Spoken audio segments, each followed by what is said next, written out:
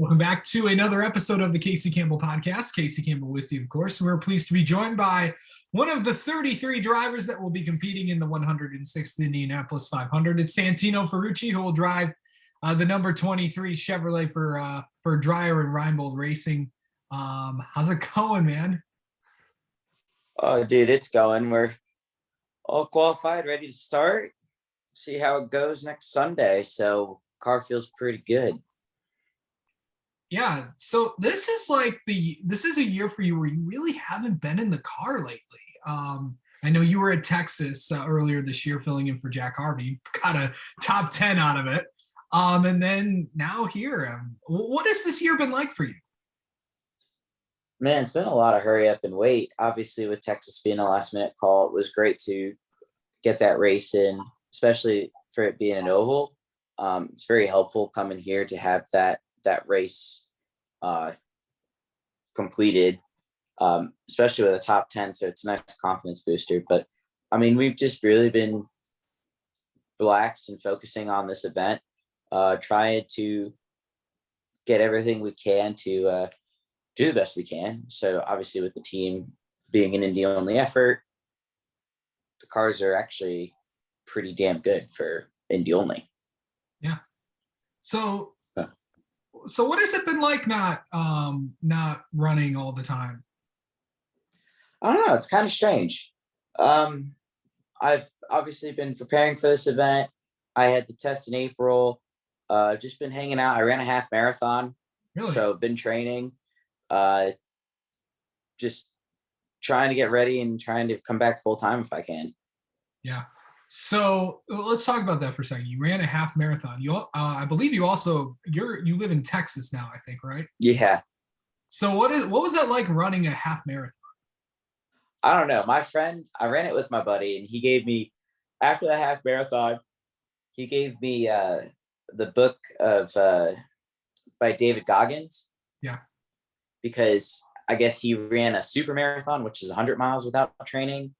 And I just kind of, I only ran once before we did the half marathon. I did 7 miles, and I figured, yeah, okay, I'm good. And I made it to about mile mark of 9.5 before my legs were absolutely toasted. But I was under a 2-hour pace, so my pace was really good. I was running high minute miles for someone who doesn't run, who's 5'5". It's pretty quick for me. And yeah, I just kind of pushed through my body failing and brought it home. So I was pretty happy with that, but I'd gladly go run another one, but maybe next year, maybe not this year. Yeah, so that's probably been pretty unique. When did you move to Texas? Last year. Nice. Coming up on like 8 months since I've been there. How has it been? What has it been like in that state? I know you and your girlfriend and of course your 2 dogs are down there. And what's that been like living down there? I like Texas. I think it's great. I mean, it's a little different to Florida. It's still hot. The winters are definitely colder. I did miss my cold wardrobe in Florida because obviously coming from Connecticut, I have a lot of cold weather clothes and a lot of hoodies. So I got a chance to break those back out again. Been playing golf in Texas. It's very fun. I have a lot more friends in Texas than I did in Florida as well, because we also live in Dallas, so we're in the city. So, but yeah, I really like it. Probably wouldn't go back anywhere else for the time being. Have you been to a Cowboys game? Haven't been to a Cowboys game. I've been to a couple Mavs games now, though. Yeah. Are you a Mavs fan now? Yeah, I'd be a Mavs fan. I really like Luka, and going to the game and seeing the energy. I think Dallas is unique, in my opinion, in the sports market. Yeah. Because I feel like everybody is a sports fan there. I don't feel like it's been like that anywhere else I've gone. Yeah. I just feel like Dallas really, really wants and watches all of their teams. Without a doubt, it doesn't feel like anyone misses a game. Yeah, Cowboys, Rangers, Mavs, and Stars. So good stuff. Yeah. There probably is more. I think that I can't think of the. There's probably more teams. I know there's a WNBA team down there, and I think there's an MLS team. I don't know. I forget what the WNBA team is. I've seen billboards for it. I've never seen a WNBA game other than college, UConn, women's UConn WNBA. So you're from that area. I forgot you're from that area. So yep. Yeah. So let me ask you this. I know you talked about what the future could hold for you. I know that last year you dipped your toe into a lot of things. You were in IndyCar. You were also in NASCAR for a time being. Do you think you would what is the goal? Is it back to IndyCar now, or do you want to go to NASCAR like your teammate? It's just kind of where you get a ride. I mean, I think I can get a full-time ride in IndyCar with just on merit. I think in NASCAR you still need to bring sponsorship, so it's a tough decision because I just don't really have a lot of sponsorship. And working with some of the IndyCar teams, I've proven that I can drive the car, and the 45 car has raced 5 or 6 times this year, and I'm the only one that's gotten in it and given it a top 10 finish. So I think it goes to show, where my talent is in IndyCar and, what we can do. Yeah.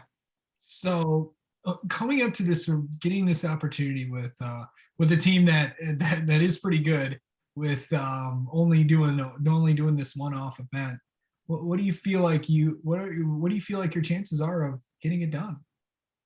I don't know, man. We'll take it day by day. I feel pretty good. I think our platform's really good. It's definitely one of the better Indy cars or Indy 500 cars that I've had in my past.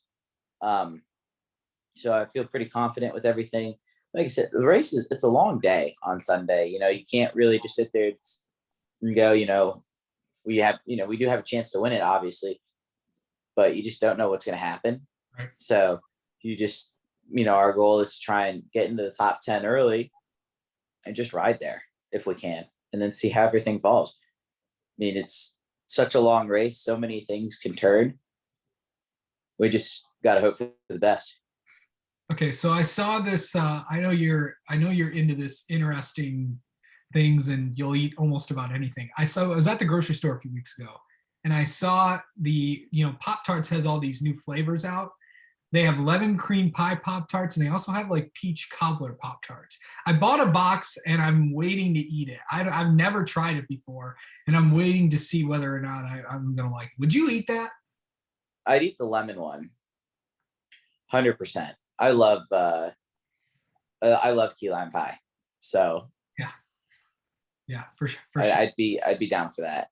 Okay, so I know a staple in Texas is how many times have you been to a Whataburger? Quite a few now. So I've had my fair share of Whataburger. I've also had my fair share of Frito pie at this point. Frito pie, I've never had that. Is it good? Well, that's because you got to live in Texas. That is true. I mean, I'll have to get down to Texas at one point. Yep, there you go. There's another staple for it. But I just never had Frito pie before. To know that, dude, that's a true Texas staple. It is. It is. Yeah. It is a true Texas. And one more thing, you'll like this. I actually literally tried peanut butter and jelly, and I did buy a bag of flavored blasted goldfish. I actually tried it. It was actually pretty good. Dude, I'm telling you, it's the only way to go. It's the only way to go with peanut butter and jelly. Absolutely. So, absolutely, it is. I tried it. I'm like, wow, this is good. Yeah, and next you got to put the hint of lime Tostitos potato chips in there. Tostitos potato chips? Is that what I need to do now? Is that what they are? Tostitos, whatever the Tostitos hint of lime chips. That's the next step. The hint of lime chip. Okay, all right. Hint of lime chips and a peanut butter and jelly. That's the next step. Okay, that is literally. It's a weird flavor, but it's really nice. Yeah, I like that too. For sure. I'll have to try that. I'll have to try that in a few weeks. So, yeah, good stuff. Santino Ferrucci, thank you so much for coming on and talking with us, and talking the Indy 500 this weekend, bud. Thanks, dude. Have a good one. Have a great week. So